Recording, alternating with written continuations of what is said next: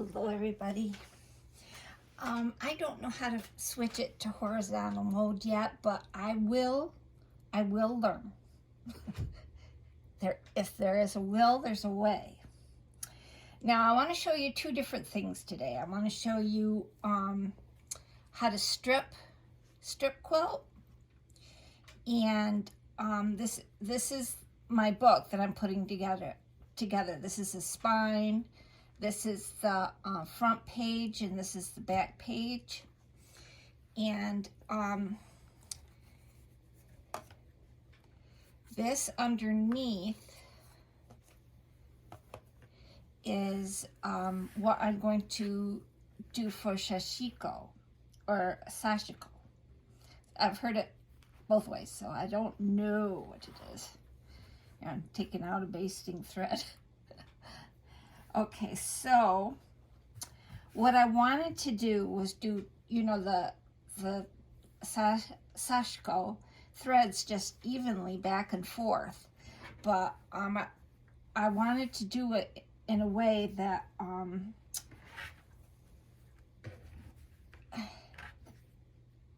don't care how wide the stitches are if they don't match, but I want to at least follow some kind of a path. So I put permanent ink on the back, and then you heat set it with an iron. And, this doesn't get washed, so I'm not worried about it. And you have your Sashiko thread. It's 100% cotton. It's made in Japan, and it has a nice thickness to it and a nice shine to it as well. So you want to just go back and forth about, I want my stitches to be maybe 1/4 of an inch wide, and you want it that far apart as far as it is in width. You want to jump over to the next stitch that same amount, so about 1/4 inch each time. There is a Sashiko template, a stencil that you can do the little dots on, so you can make the fancy Sashiko stitches, and I have that on order, but I didn't want to put fancy stitches on this because it was already so busy. It's pretty busy. So I'm just doing some straight stitches back and forth. I'm just guessing.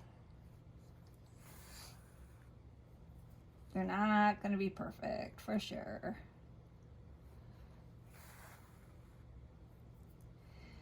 But this was the way that the Japanese would patch their clothing to keep it going, and then to make it even stronger, they would make these stitches and just run them back and forth across the fabric. And you could get, so you were doing some pretty fancy stitches, and those kind of stitches look good on a plain background because you can actually see them for all the work that you've done. Borrow stitching is with indigo, a really dark blue fabric, and you can see those stitches a lot easier if you're doing a more elaborate stitch. But this is basically a wide running stitch, and you just go back and forth.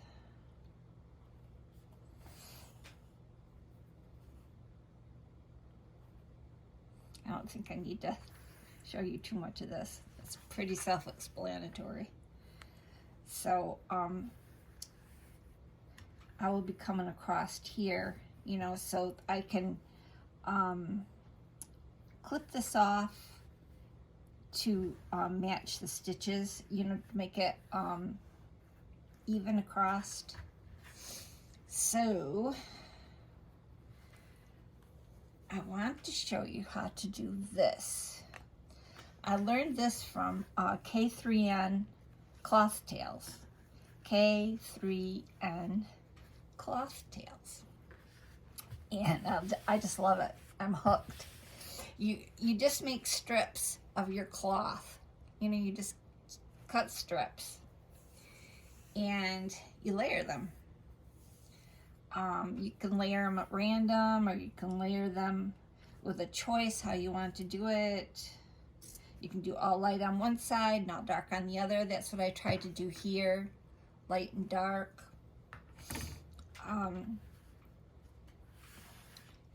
But what you do is up to you.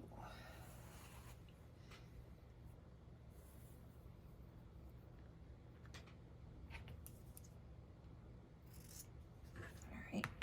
So this is pretty easy. I'm starting from the center, but you can start this way or this way. You know, it doesn't have to be from the center, but I like it from the center. And you can pin it. I didn't bring my pin, so I'll use my needles.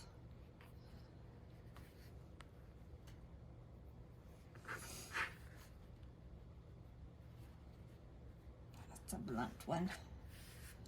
Okay, so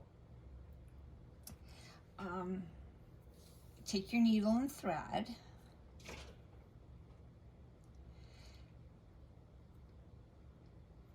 And what I did on this one was I had the stitches all on this side going this way, and this one's going on that way. So you can do that, or you can have all your stitches going on one way. So this, so you're gonna put the stitches up here, you keep to it all the way through. You can do that if you want, you know, whatever floats your boat.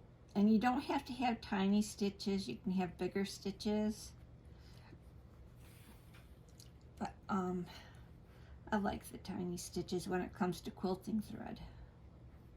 When it comes to Sashiko, I like the bigger needle and the bigger stitches, thicker yarn, thicker thread, I mean.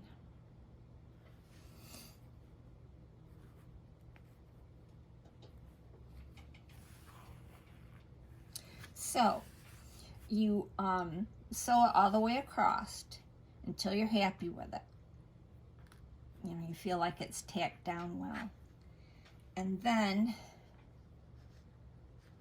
you can add your other cloth, whether you add it light and dark and light and dark, or light all on one side. You can just do it at random, or you can pick it.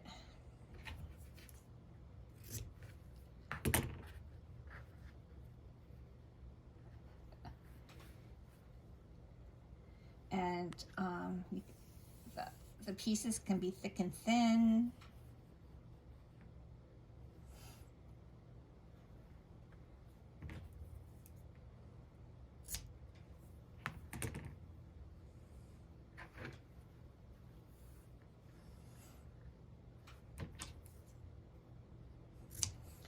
A lot of neutral colors here.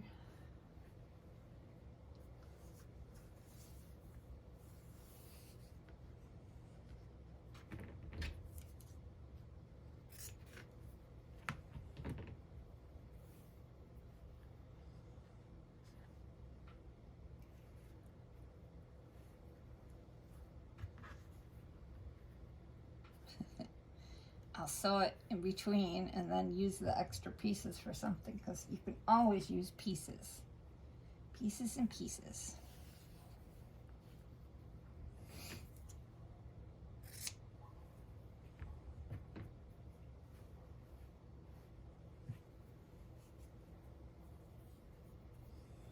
I like the contrast.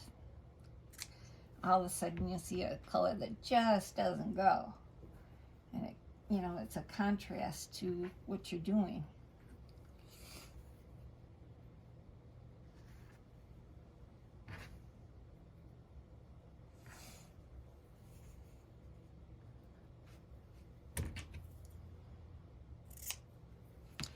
So you layer it on, you know, you stitch back and forth until they are all on.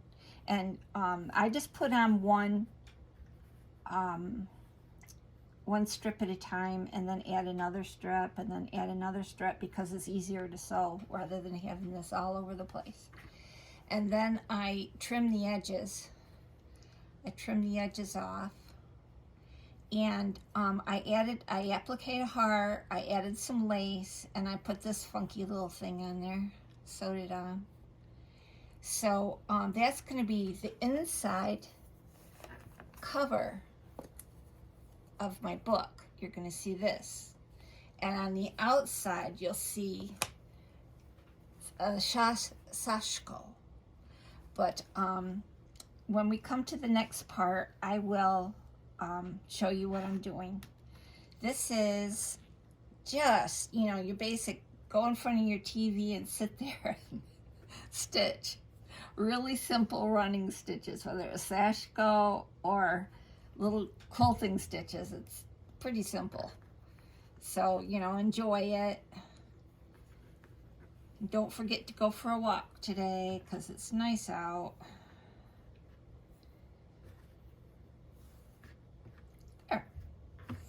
So I have my stitches in hand, and I'm going to take this over and this, and I'm going to work on them in my comfy spot. So I will talk to you later. Okay? Bye-bye.